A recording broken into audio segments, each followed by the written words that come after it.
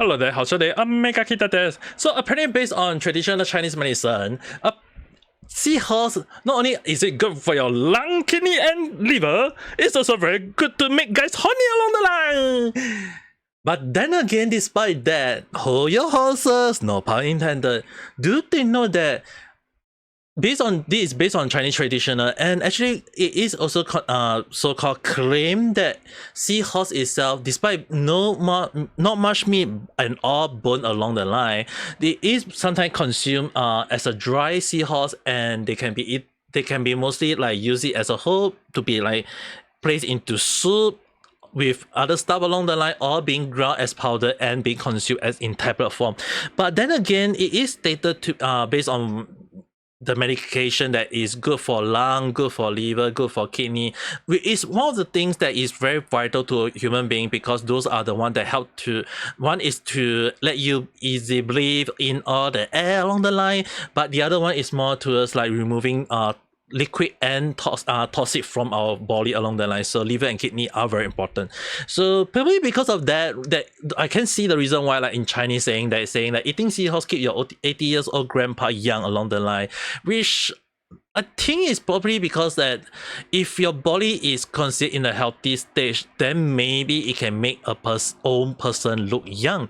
And it's kind of interesting to say that they say that the north is a ginseng, which is basically a mountain area, and south is seahorse, which is basically the ocean area. So yeah, with that being said, I can see the reason why in Chinese traditional medicine, people do use seahorse as a thing. Because the thing is, at the end of the day, is it really true as they stated?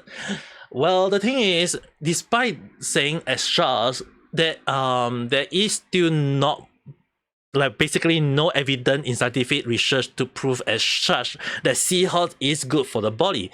So even with that, people still go to the point of eating it, and it's really kind of scary to know that based on report, like if they stated as that almost 20 million dry seahorse per year is being exported or being consumed on a yearly basis, I can see why it is a very scary thing. But then again, they say that it is the trade of seahorse is banned or along the line, but it really doesn't really stop people from consuming it or considering it as a Chinese traditional medicine along the line. And we can't really see like, is it really a thing? Because the reason why they kind of like consume it along the line is that based on report, they say that if they claim that it's good for the health, and obviously anything that people consume, if it's good for the body, they will keep on consuming it, even if in the seahorse is considered endangered or nearing extinct along the line. So the reason why they kind of like ban it, yeah, I can see that it can be a very bad thing. And obviously we do want how would I call it, consume in moderation. Because the thing is, right, there is also a saying that consume too much of a good thing can cause a person to be sick. So even if people believe that consuming seahorse is good for the body, and even if you guys think that you want to be horny, or you want to spice up your sex life along the line, then you want to consume a seahorse, by all means go ahead, I'm not stopping you. But do take note that it does not really prove that you can, like as mentioned over here, it's not an overnight cure. It's not going to help you immediately. It's not a miracle medicine along the line. It's just that you have to consume it a long period of time. But does that mean you have to consume on a daily basis? No. Sometimes, like I mentioned, too much of a good thing can harm your body. And the thing is, right, you have to consume things within moderation and stuff. But the thing is, right, what I'm actually very afraid is based on report, seahorse many seahorse are being extinct, and the way they are reproduced, yes, is the male that is getting pregnant in along the line. The reproduction doesn't seem to be fast enough, even though they claim as that it can the female can deposit up to 1,500 at one go. It is still gonna take time for the seahorse, to reproduce in time, and when that happens, you still have to wait for the baby to grow bigger into so-called adult or to be consumed along the line. And even if you consume, you still have to like leave some to reproduce for further generation along the line so that you can consume also. The thing is, right, consider at the end of the day, a lot of people consume it at one go. That's a very scary amount to know, and that people are consuming it despite no scientific evidence to prove that the seahorse does show seem to showcase that, oh, it can make guys horny or good for the lung whatsoever. There is like really no proof at the moment. I guess at this point it's really like not much people know about seahorse along the line, and I don't even know about it. It's only by the curiosity that killed the cat.